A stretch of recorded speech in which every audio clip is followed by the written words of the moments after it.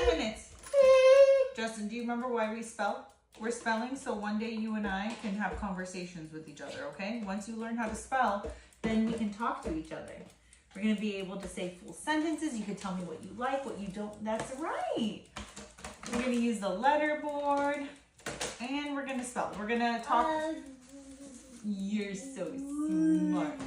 I love you.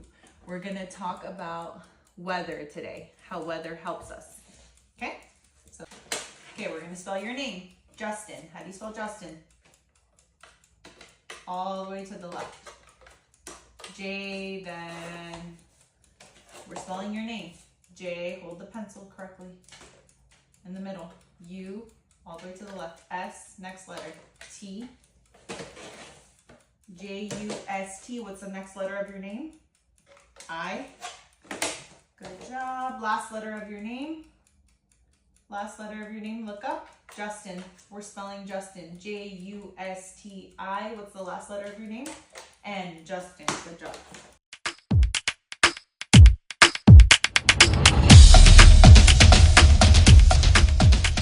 Hey special family, welcome back to another fair use reaction video. If you're new here, I'm Autism Mom, and today's topic is spellers to communicate, also known as S2C. So what it stands for, I'm going to read it to you verbatim. It stands for Spelling to Communicate, an evidence-based method that teaches people with motor challenges to spell by pointing to letters as a way to communicate. The goal is to synchronize the brain and the body. So let's take a look at what it looks like in reality. Before I really get into the reason I'm making this video, I want to give you a very brief background of Brody's journey.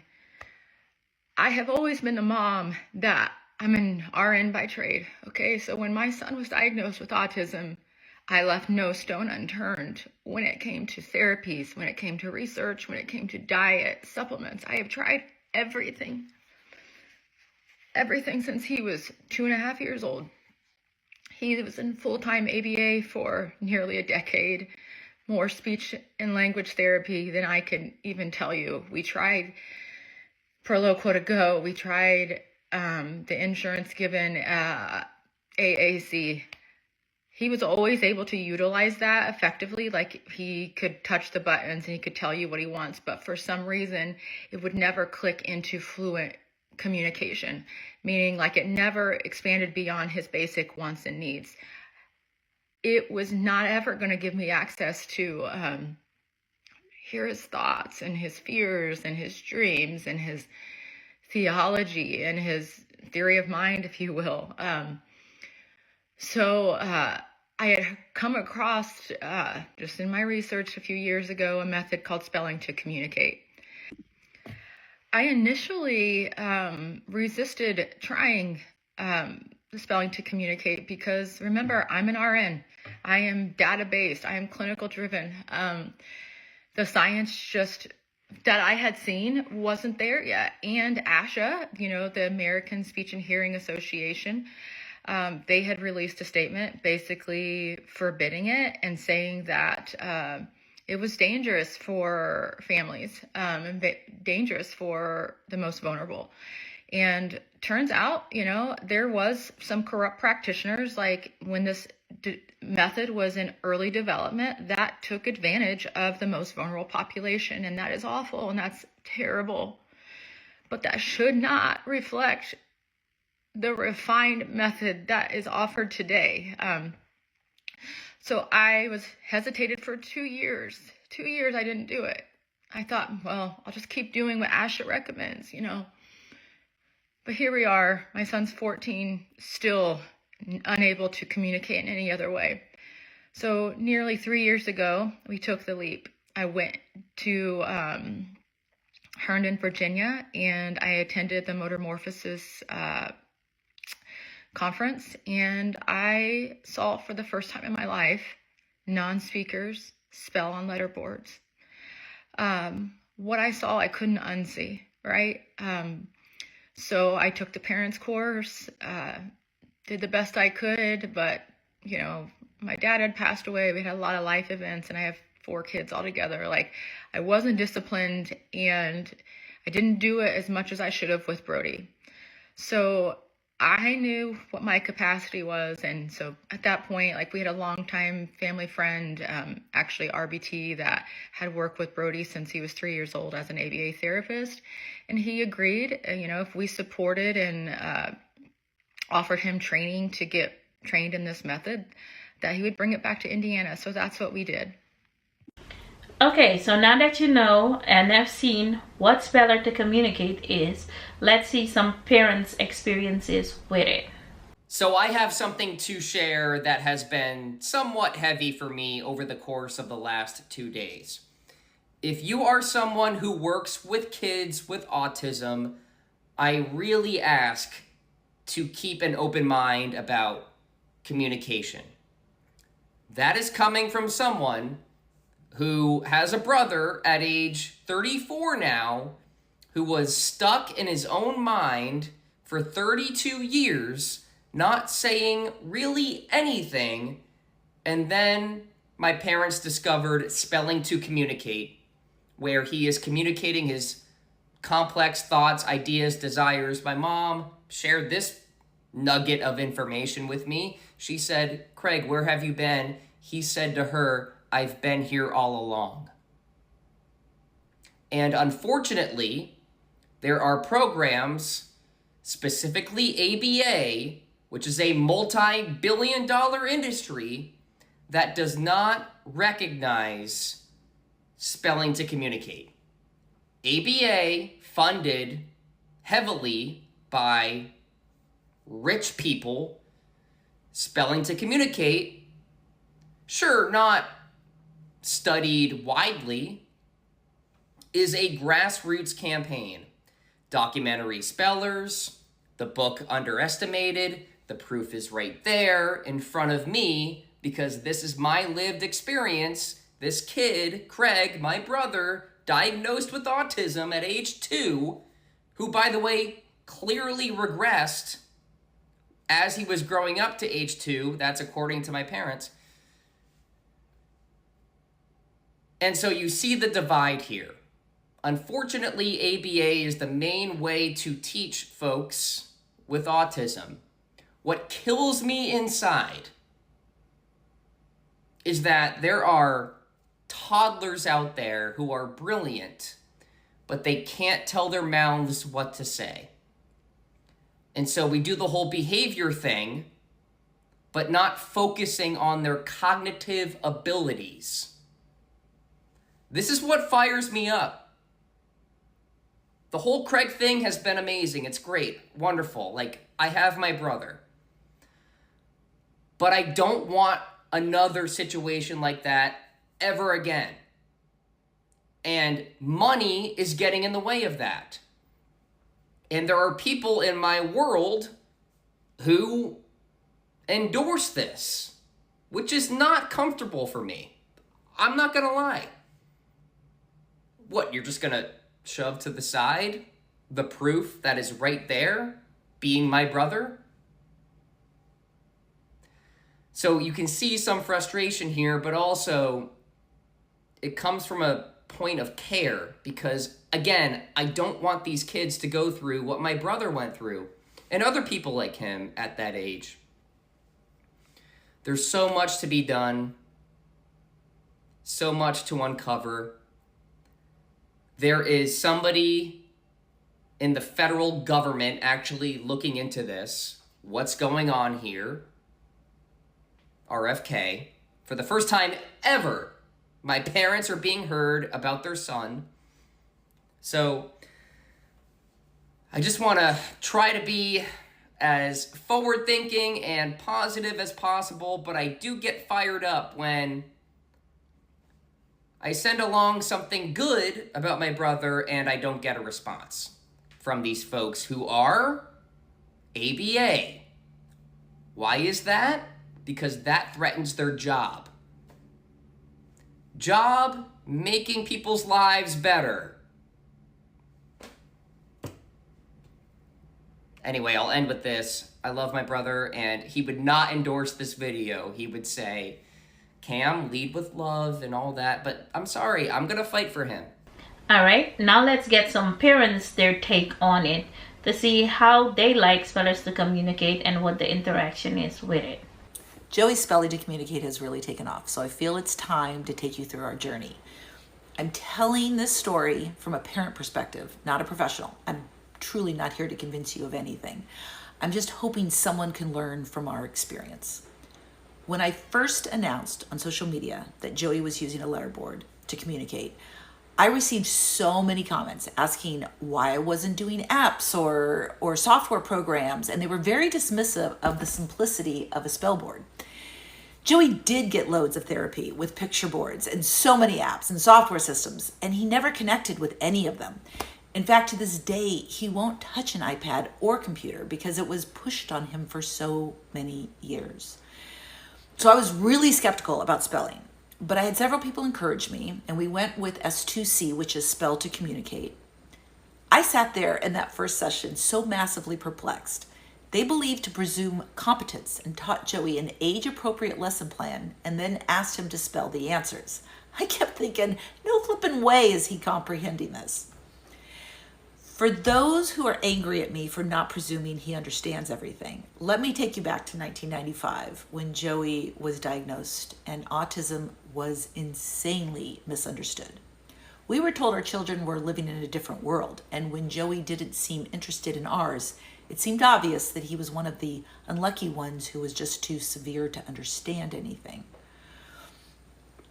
What I didn't understand was that even with his great balance and physical activity, the majority of his struggles revolved around apraxia, the motor planning causing his inability to speak or even point. And honestly, if I had understood that from the beginning, it would have been a game changer. After 9 months of sporadically working with S2C, I nearly gave up. He improved a little, but not enough to justify the travel to the sessions and the expenses. And although I'm not proud, I'll be honest, I didn't think he was capable. But then something incredible happened. The person who we were seeing for spelling and traveling a long distance to see moved close to where I lived. It seemed like a sign. So I decided once a week, let's do this. And with that consistency, I started to see improvements. His accuracy was improving each week, and he was staying engaged most days. So it finally hit me. Holy crap, he's in there, which is equally painful and exciting. Painful because you think of the trauma he must have had all these years for being told to point to the cat and having a brilliant mind but unable to contribute his thoughts and needs. And exciting because our world was about to really change, having conversations with him, explaining things to him. And no, he doesn't look at us when we're talking, but I understand now that eye contact is not a prerequisite to comprehension. With most spellers, you don't start asking them open-ended questions. At the beginning, the reason lesson plans are so vital is because you have to know the answer so that you can help prompt them, just like you would teaching a child to write. Often I watch Joey's eyes go directly to the correct letter, but he randomly points to another. And that motor skill takes time to build and is even harder on a keyboard. So without being able to encourage him, oh, you're almost there, or just a bit lower, you're not going to build the skills and, more importantly, help build the confidence. His accuracy was getting better and better, and we're not talking easy subjects. He had a lesson on currency and was asked, floating exchange rates are a type of system in which a currency's value is allowed to what? And he spelled fluctuate. But the breakthrough for us came one day when his therapist asked him a multiple choice question. His class was on ecosystems, and she was talking about the desert and got a photo off the internet of the desert at night. And she said, those hills look white and kind of like snow, but it's the desert, so I'm not sure if it's snow or if it's sand. What do you think? And without being part of his lesson, simply something he had previous knowledge of, he spelled it's salt. He was right. He knew those were salt hills. My brilliant boy had been locked in a body for 3 decades, and I had no idea.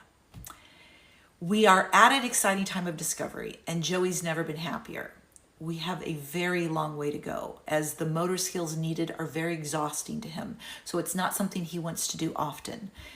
But last week we had a free day to ride his bike, and I asked where he wanted to ride, and he spelled Snohomish, which is a town over an hour from us, and he's only been there once. I wouldn't have known otherwise.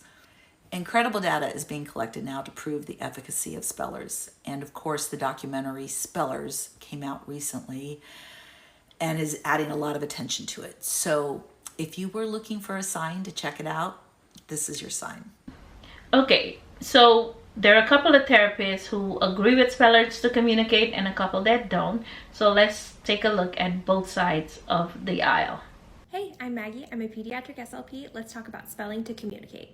I have a post right now on my account detailing some of my main issues with spelling to communicate, but I wanted to take some time to talk about some of the other issues with it because there are a lot.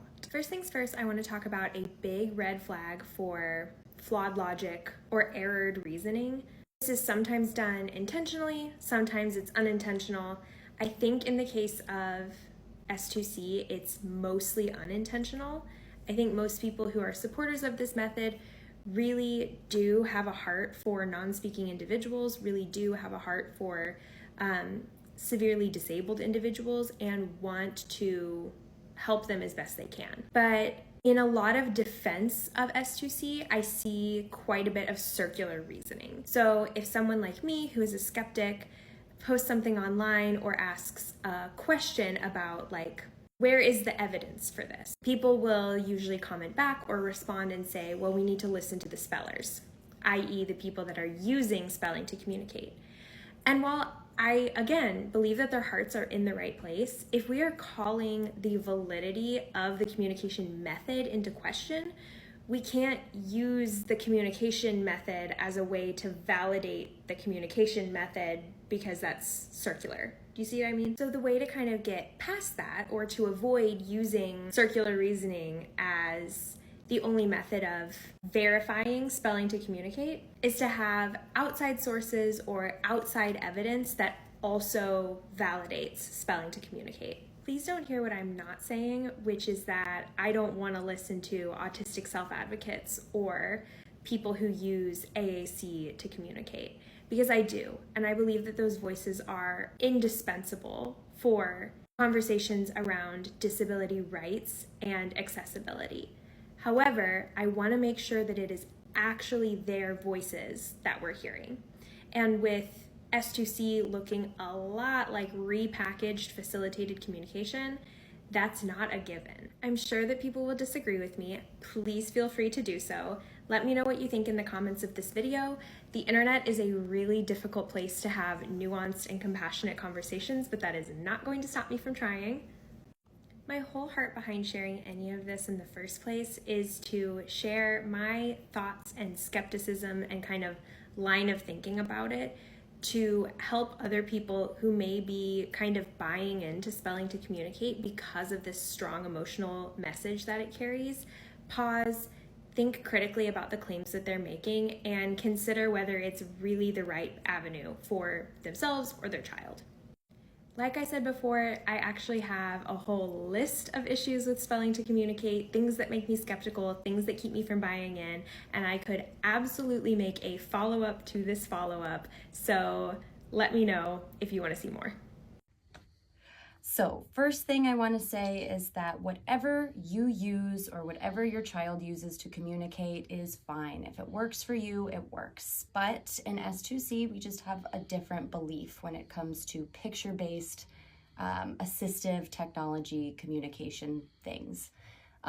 With the pictures, you know, they can have thousands of options. There's bathroom, there's food, there's mom and dad, right? It might seem like there's everything at your fingertips, but what we say in S2C, or spelling to communicate, is that 26 letters equals infinite possibilities. That's why we start with more concrete, known questions and responses when we're learning spelling.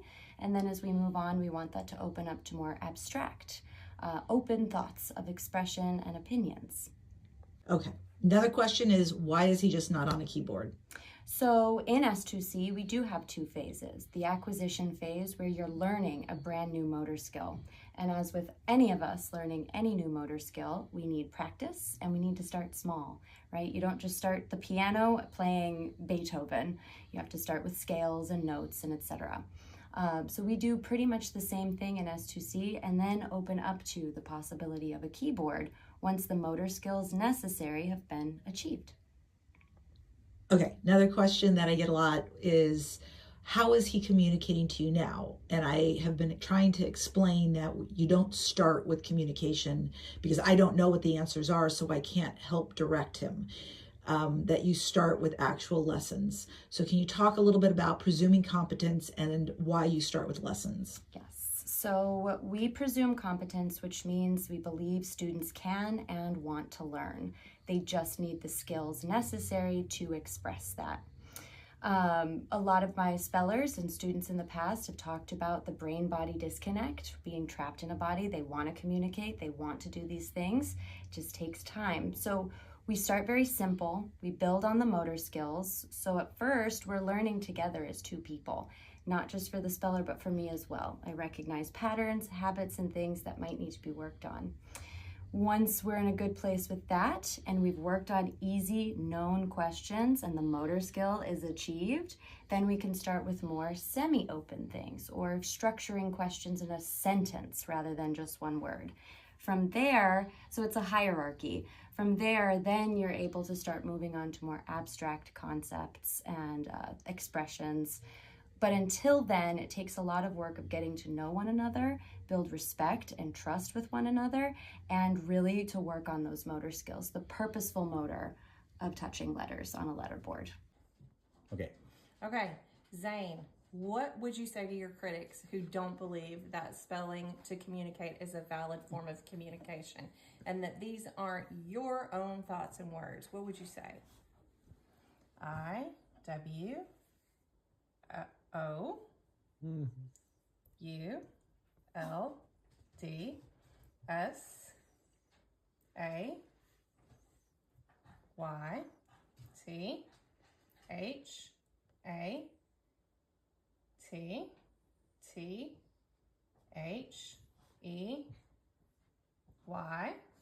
I would say that they.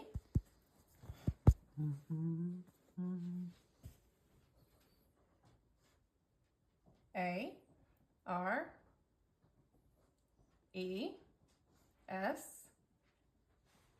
K E P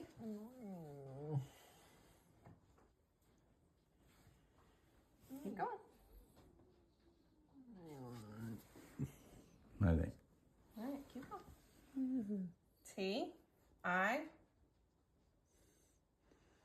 C S A N D S P E L L I N G.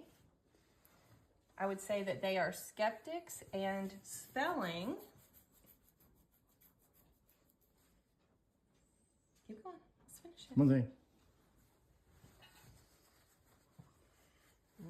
You can do it. Ready? Reach for it.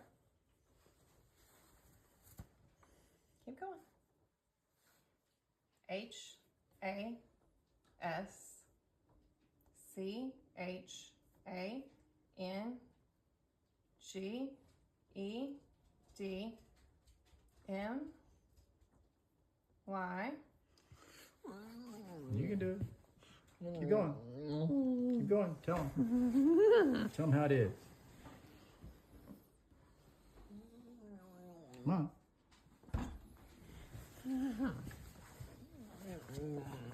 Come on, you got it. L I F E. I would say that they are skeptics and spelling has changed my life. Easy. Okay, so now that you have everybody's point of view, Ramsey's Bicycle Club, 90% of his bicycle club uses spelling to communicate. They have the spelling boards, and it seems to work perfectly fine. They can express themselves, and it seems to be working fine for me. I tried it with Ramsey. He wasn't really grasping. He likes his AAC device more, so I let him lean towards that. But yeah, let me know in the comment section below if you tried Spellers to Communicate and what the results were, if you're liking it or not, and the pros and cons. And I'll catch you in the next video. Bye!